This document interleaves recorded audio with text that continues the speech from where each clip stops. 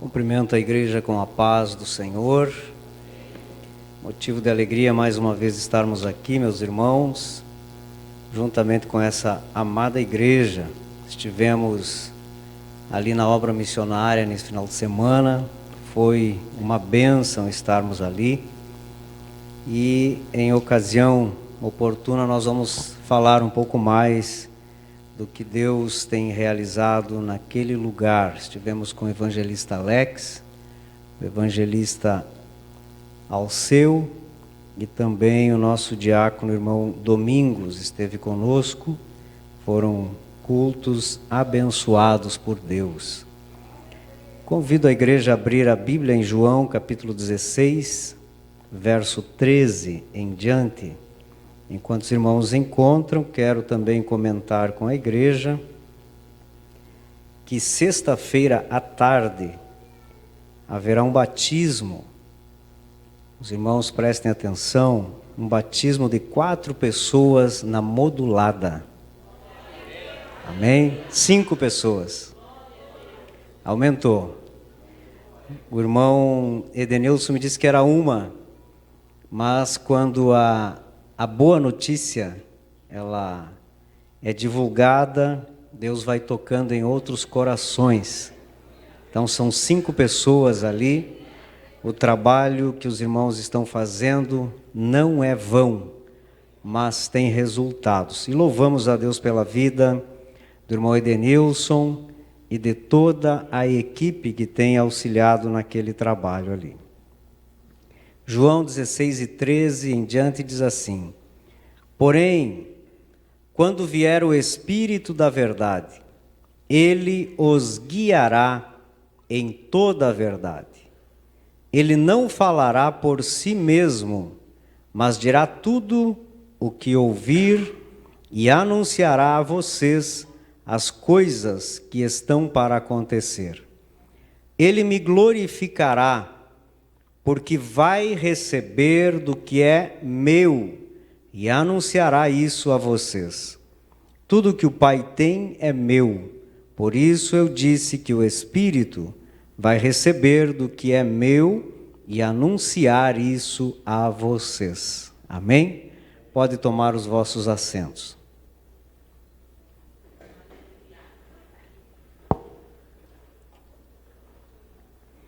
Hoje o nosso assunto fala sobre o Espírito Santo, irmãos. Nós temos falado nas terças passadas sobre Deus, sobre Jesus Cristo, e hoje completaremos os estudos sobre a Trindade Divina, Deus Pai, Deus Filho e Deus Espírito Santo. Para os irmãos que têm o nosso livro, Declaração de Fé, no capítulo 4, a página de número 67, nós lemos assim: cremos, declaramos e ensinamos que existe um só Deus, eternamente subsistente em 3 pessoas distintas, o Pai, o Filho e o Espírito Santo. O Espírito Santo possui a mesma essência do Pai e do Filho. Ele é a 3ª pessoa da Santíssima Trindade, conforme Mateus 28 e 19, que diz assim: portanto, ide, ensinai todas as nações, batizando-as em nome do Pai, e do Filho e do Espírito Santo. O Espírito Santo é da mesma substância, da mesma espécie e do mesmo poder e glória do Pai e do Filho, pois é chamado de outro Consolador. Conforme João capítulo 14, verso 16: e eu rogarei ao Pai, e ele vos dará outro Consolador, para que fique convosco para sempre. Ele foi enviado ao mundo pelo Pai e pelo Filho. ele é o Espírito que provém de Deus. 1 Coríntios, capítulo 2, verso 12. E penetra até as profundezas de Deus. A obra do Espírito Santo consiste ainda em atuar conjuntamente no plano da salvação, idealizado pelo Pai e executado pelo Filho. O Espírito Santo possui o papel de regenerar, purificar e santificar o ser humano. Foi ele quem inspirou os profetas e apóstolos bíblicos, convence o mundo do pecado, da justiça e do juízo, concede segurança, a segurança da redenção, capacita o salvo para o serviço cristão, guia, dirige e conduz o povo de Deus, reparte os dons espirituais e produz nas pessoas as virtudes que refletem o caráter de Deus, denominado fruto do Espírito: amor, gozo, paz, longanimidade, benignidade, bondade, fé, mansidão e temperança. Gálatas, capítulo 5, versos 22 e 23. Este é o Espírito Santo ao qual nós podemos sentir a sua presença nesta noite. Amém? Você já sentiu a presença do Espírito Santo? Ele está aí no teu coração, mas ele também se move no meio da igreja, porque aqui há liberdade para o Espírito Santo operar. Queridos irmãos, o que nós precisamos mais é entender que o Espírito Santo, ele é Deus. Muitas vezes nós achamos que ele é talvez um meio Deus ou uma energia, que muitos dizem uma boa energia, ou talvez uma representação de Deus ou da divindade. Também ele não é uma parte da divindade, não é um poder, não é uma unção, mas ele é Deus. E esta verdade é absoluta. A Bíblia nos mostra desta forma. Por quê, meus irmãos? Porque toda a plenitude de Deus, que nós já estudamos nas terças passadas, nós encontramos também na pessoa do Espírito Santo. Ele também é incriado. Ele não foi criado por Deus. Ele também não foi criado no momento em que foi enviado à terra. Mas ele é Deus, autoexistente, absolutamente autônomo, como as demais pessoas da Trindade. Os textos de 2 Samuel 23, 2 e Atos, capítulo 5, verso 3, nos provam que a Bíblia trata o Espírito Santo como Deus. Nós podemos ler, pode abrir a Bíblia, em 2 Samuel, capítulo 23, os versos 2 e 3. Eles vão dizer assim: o Espírito do Senhor falou por mim, e a sua palavra esteve em minha boca, disse o Deus de Israel. O Antigo Testamento fala do Espírito Santo e indica que ele é Deus. Atos capítulo 5, verso 3 e 4, nos fala daquela situação, daquele relato de Ananias e Safira. E o texto diz assim: Ananias, por que encheu Satanás o teu coração para que mentisse ao Espírito Santo e retivesse parte do preço da herdade, não mentiste aos homens, mas a Deus. Aqui mais uma vez nós vemos o intercâmbio entre o Espírito Santo e o Deus de Israel, o Deus que nós servimos. Então não fica dúvidas de que nós temos em nós, no nosso coração, na nossa alma, o Espírito Santo. E o Espírito Santo não é uma energia, não é uma representação, não é uma fagulha de Deus, mas é Deus em toda a sua plenitude que habita nos nossos corações. Amém? Os atributos e as obras do Espírito Santo. Olha bem, nós negamos, nós assembleanos, pentecostais, negamos que o Espírito Santo seja apenas um atributo da divindade.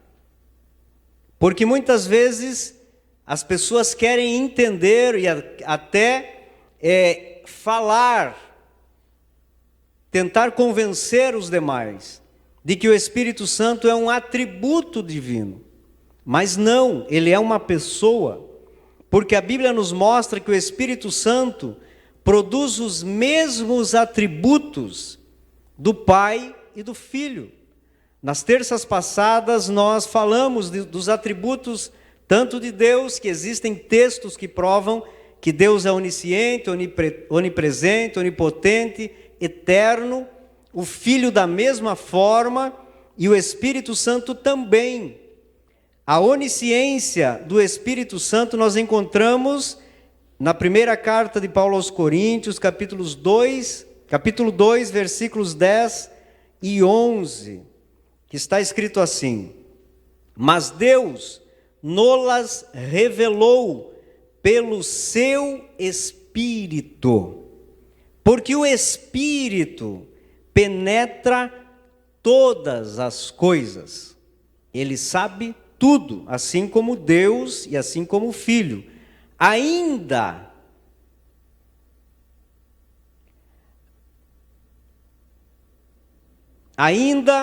as profundezas de Deus. Além do Espírito Santo saber tudo, esse tudo, irmãos, é integral, é total, do que está no nosso coração, daquilo que está oculto aos olhos humanos, os pensamentos das pessoas, de todo o globo terrestre, dos céus, da terra, debaixo da terra, em todos os lugares, o que acontece, o Espírito Santo tem ciência de tudo. E não só isso, ainda as profundezas de Deus. Somente Deus tem o poder de saber todas as coisas. Ainda mais, o Espírito Santo conhece as profundezas de Deus. Nós falamos aqui numa outra terça que se nós pudéssemos desvendar Deus, Deus deixaria de ser Deus. Ou o homem alcançaria um nível divino, que isso é impossível para nós. Mas o Espírito Santo conhece todas as coisas, as profundezas de Deus. Então não há dúvidas de que ele é onisciente e mais uma prova de que ele é Deus. Amém? Onipresente também é onipresente. No Salmo de número 139 e o verso 7, nós encontramos o texto: para onde me irei do teu espírito? Ou para onde fugirei da tua face? O Espírito Santo, onipresente, está em todos os lugares. E esse texto fala que o Espírito, assim como o Pai, está em todos os lugares. No céu, no Seol, que é as profundezas da terra, as extremidades do mar. Esse texto diz que aonde ele se esconder, o Espírito o encontrará. Então não há lugar onde o ser humano possa se esconder do Espírito Santo, o Espírito de Deus. Ele também é eterno. Gênesis capítulo 1 e verso 2, diz assim: e a terra era sem forma e vazia, e havia trevas sobre a face do abismo, e o Espírito de Deus se movia sobre a face das águas. Quando o mundo foi criado, passou-se a contar os tempos. Antes de o mundo ser criado, não havia essa contagem de tempo. Havia e há a eternidade. Mas o Espírito Santo estava lá. Então, mais uma prova de que ele é eterno. Estava junto com Deus, com o Espírito, com o Filho, e ele é criador também da mesma forma como o Pai e o Filho. Em Jó 33:4 nós lemos: o Espírito de Deus me fez, e a inspiração do Todo-Poderoso me deu vida. Ele estava na criação. Quando a Bíblia diz: façamos o homem a nossa imagem e a nossa semelhança, conforme a nossa semelhança, o Espírito participou de tudo, de toda a criação, desde a eternidade. Algo interessante nós encontramos em Lucas capítulo 1, versículo 35, para mais uma vez nós não deixarmos dúvidas quanto à divindade do Espírito Santo e os atributos da obra do Espírito Santo. E o texto diz assim: e respondendo o anjo, disse-lhe: descerá sobre ti o Espírito Santo. O anjo descerá sobre Maria, e a virtude do Altíssimo te cobrirá com a sua sombra, pelo que também o santo que de ti há de nascer será chamado Filho de Deus. Jesus foi concebido no ventre de Maria pelo Espírito Santo, mas o fruto do ventre é chamado de Filho de Deus, provando mais uma vez que o Espírito Santo é e continua sendo o nosso Deus. Amém?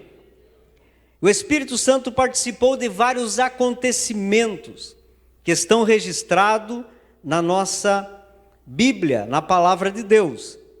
Ele ressuscitou Jesus. 1 Pedro 3,18, esses versículos estão todos no livro. Falou pelos profetas e apóstolos, Mateus 10:20. Inspirou os santos homens de Deus a escreverem as Escrituras Sagradas. 2 Pedro 1:21. Deu missão aos profetas e apóstolos da Bíblia. Atos 13, versos 2 ao 4. Ele é autor do novo nascimento. João 3, 5 e 6. Ele habita nos fiéis. Romanos 8 e 11. Ele dá a vida eterna. Gálatas 6 e 8. Guia o povo. Gálatas 5 e 18. E santifica os fiéis. 1 Coríntios 6 e 11. Então nós vemos que há ações do Espírito Santo, há atributos do Espírito Santo que provam a sua existência, não só como uma representação de Deus, mas de um ser extremamente pessoal, único, que faz parte da Trindade divina. A personalidade do Espírito Santo, nós não podemos e não devemos confundir esta verdade, que ele é uma pessoa, não uma influência, não uma boa energia. E esta verdade, irmãos, ela não é nova, ela não é um descobrimento moderno, ela é uma verdade aceita desde o princípio da igreja, que o Espírito Santo é uma pessoa. Nos é revelado que ele tem intelecto, tem emoção e tem vontade. E só uma pessoa tem condições de ter estes atributos pessoais. Além, ele também ensina, ele fala, ele guia os crentes em toda a verdade. Ele julga, mas também ele ama, ele contende, ele convida e intercede. Tudo isso porque o Espírito Santo é uma pessoa divina. Também não temos a revelação de um nome como o Pai e como o Filho têm. O conhecemos através dos seus títulos descritivos, a sua natureza e a sua missão. E há uma curiosidade: apesar de encontrarmos tudo sobre o Espírito Santo nas páginas da Bíblia Sagrada, nós não encontramos o Espírito Santo falando de si próprio, como acontece com o Pai e com o Filho. Todas as referências, as menções ao Espírito Santo são na terceira pessoa. Ele não fala de si próprio, mas, como lemos o texto, ele vem falar de Cristo, fazer lembrar de Cristo, porque ele é quem convence o homem do seu pecado. E o pecado é perdoado por Jesus Cristo. Então, a sua natureza é Espírito. Ele é Espírito. Esta é a natureza do Espírito Santo, a terceira pessoa da Trindade. E Santo, a palavra posterior a Espírito, é a sua missão. Ele nos santifica, ele nos auxilia no processo. Por isso ele é Espírito Santo. Nós o conhecemos por sua natureza e missão, mas não temos o seu nome, assim como o Pai e como o Filho. Ele também, irmãos, é conhecido nas páginas da Bíblia Sagrada como Consolador. Muitas vezes, ao nós nos referimos a uma pessoa de luto, por exemplo, nós usamos dizer a esta pessoa que o Consolador o auxilie, o ajude, que o Espírito Santo o console, porque ele é o nosso Consolador. Mas não nas nossas horas difíceis apenas, mas em todos os momentos. Ele é o nosso Consolador.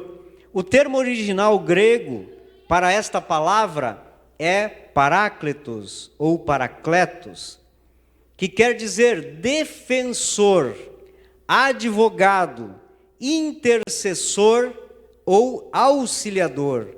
Então nós temos no Espírito Santo alguém que nos defende, alguém que intercede por nós diante de Deus.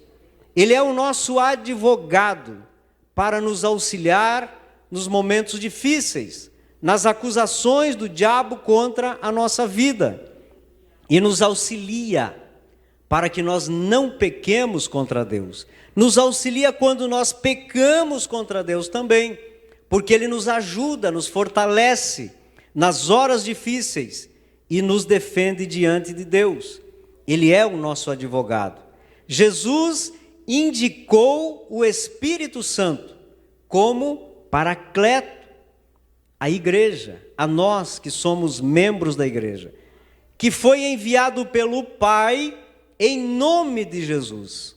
Jesus pediu ao Pai e ele enviou o Consolador para ensinar os seus discípulos, ensinar também a nós e fazer-nos lembrar de tudo o que nós aprendemos com Cristo e para testificar de Jesus.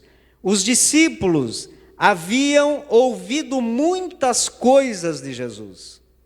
Mas quando nós conversamos com pessoas, nem sempre nós guardamos tudo aquilo que as pessoas falam conosco. Como os discípulos iriam lembrar de tudo o que Jesus havia falado a eles?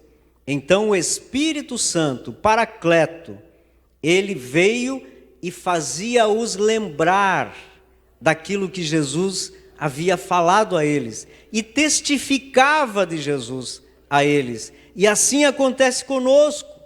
Quando nós lemos a palavra de Deus, nem sempre guardamos todas as coisas. Nós somos limitados. Quando nós lemos, não posso afirmar, mas no máximo que nós guardamos de uma leitura é 40%, provavelmente. E o resto? Quando estamos pregando, quantas vezes o Espírito Santo traz à memória alguns textos que se encaixam, que nos revelam a forma que nós devemos aplicar o texto que lemos, porque ele é o Paracleto, é aquele que nos auxilia, é aquele que nos ensina, para que tudo que nós aprendemos com Cristo, nós venhamos a testificar de Jesus Cristo.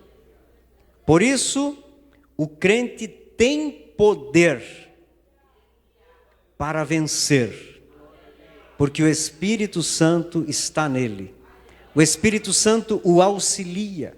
O Espírito Santo o direciona até do modo de falar. Mas ele também nos auxilia quando alguma coisa diz para nós: cala-te. Quantas vezes nós gostaríamos de falar, mas o Espírito Santo lá dentro geme e nós fechamos a boca. E é vitória. Amém? Por isso que o crente tem poder para vencer, tem poder para prosseguir. Ninguém fica parado, ninguém fica no meio do caminho, se tem o Espírito Santo na vida. Ele tem poder para avançar, para dar um próximo passo firme em Jesus. Ele tem poder para suportar as provas. Às vezes nós achamos que está muito pesado. Às vezes achamos que não vamos conseguir. O nosso desejo é parar. Mas de repente algo vai trabalhando em nossa vida. As lágrimas, muitas vezes, elas chamam a atenção do Espírito Santo. E quando levantamos da oração, como diz aquele louvor, parece que somos gigantes. Dobramos os joelhos como fracos, falhos, mas levantamos fortes, vencedores, porque o Espírito Santo nos capacita. O Espírito Santo está no crente para nos auxiliar, para interceder por nós, para nos defender quando nós temos a necessidade.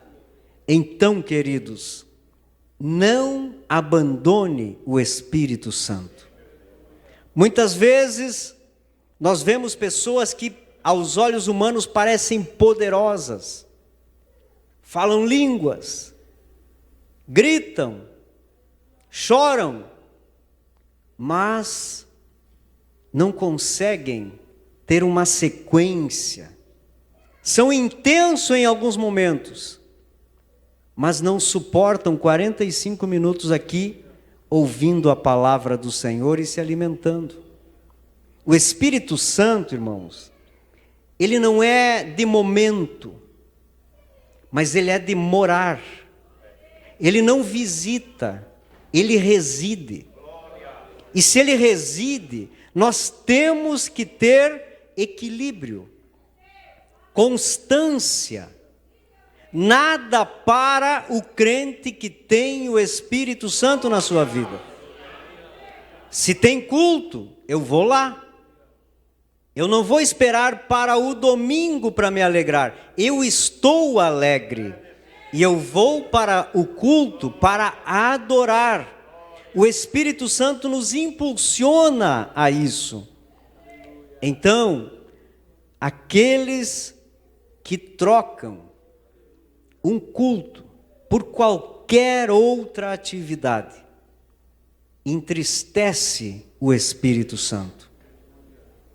Não valoriza esta, podemos dizer, esta parceria de Deus com o homem. Porque o Espírito Santo quer ter comunhão. Ele não quer distância. Ele quer estar junto. Para que quando nós necessitamos, Ele esteja ali para nos dar vitória. Os símbolos do Espírito Santo, irmãos, como nós já conhecemos, são reflexos das suas múltiplas operações no meio da igreja. E ele é conhecido pelo fogo, pela água, pelo vento, pelo óleo e pomba. Mas ele não é uma pomba, ele não é um óleo, ele é Deus representado por aquilo que ele faz no meio da igreja. Mas para concluir, nós estamos vivendo, meus irmãos, em um tempo onde o Espírito Santo, muitas vezes, em muitos ambientes, não é bem-vindo. Porque o Espírito Santo mexe conosco. O Espírito Santo nos faz derramar lágrimas. Ele nos impulsiona a glorificar a Deus. E em muitos ambientes, estas ações, estas atitudes, muitas vezes não são bem-vindas. Mas eu glorifico a Deus. Porque mesmo que na terça-feira não haja um mover do Espírito Santo, mas nos cultos da igreja avivados, nós vemos o Espírito Santo ter liberdade no meio da igreja. Os pregadores que vêm em Uruguaiana, se a igreja está lotada, eles até tomam um susto, porque esse ambiente aqui nos faz realmente tremer. Mas quando a igreja começa a glorificar, eles se sentem acolhidos, porque o ambiente muda, se transforma, e o Espírito Santo começa a agir na vida da igreja e também na vida do pregador. E nós temos cultos maravilhosos com a presença do Espírito Santo. Nós já falamos aqui, irmãos, sobre os exageros do pentecostalismo. Mas isso não é ignorar a ação do Espírito Santo, mas é apenas para que nós nos adequemos à ação do Espírito conforme a palavra de Deus nos orienta, conforme a palavra de Deus nos ensina. Porque aonde há o Espírito, onde há liberdade, logicamente haverá alguns exageros. E isso é porque existem crentes de vários tempos dentro da igreja. Crentes que estão iniciando, outros já estão há muito tempo. E se não há crianças na casa, é sinal que não há multiplicação. É sinal que esta igreja é infértil. Mas quando há barulhos, quando há as crianças gritando no meio da casa, é sinal que tem fertilidade. E isso tem que continuar. Mas a palavra de Deus molda tanto o crente antigo quanto o crente novo. Quando nós aceitamos ser orientados e alimentados pela palavra de Deus, nós vamos nos adequando para que o Espírito Santo tenha liberdade, mas haja ordem, porque o Espírito Santo é de ordem. E a igreja consegue manter o equilíbrio, porque Deus é fogo. Ele é fogo que liberta, mas também é fogo consumidor. Ele também é amor, mas é justiça. Deus equilibra as coisas. Não há polaridade nas coisas de Deus. Tudo é equilibrado. Por isso que o Espírito Santo, ele nos orienta. Ele nos faz calar. Ele nos faz falar. Ele nos faz andar, mas também nos faz parar. Quando nós deixamos a nossa vida nas mãos de Deus, nós vamos agir conforme o Espírito Santo nos determina, nos auxilia. E de forma alguma, nós queremos que pare o barulho espiritual, o barulho pentecostal. Nós somos pentecostais. Nós continuemos a buscar o batismo com o Espírito Santo. Nós precisamos continuar buscando os dons do Espírito Santo. É necessário para a igreja. Nós precisamos viver na companhia dEle, porque Ele é o nosso intercessor, o nosso ajudador e é quem nos defende. O Espírito Santo não deve ser ignorado pela igreja. Ele precisa estar no meio da igreja. Porque o principal ministério do Espírito Santo é santificar os crentes. E sem santificação, ninguém verá o Senhor.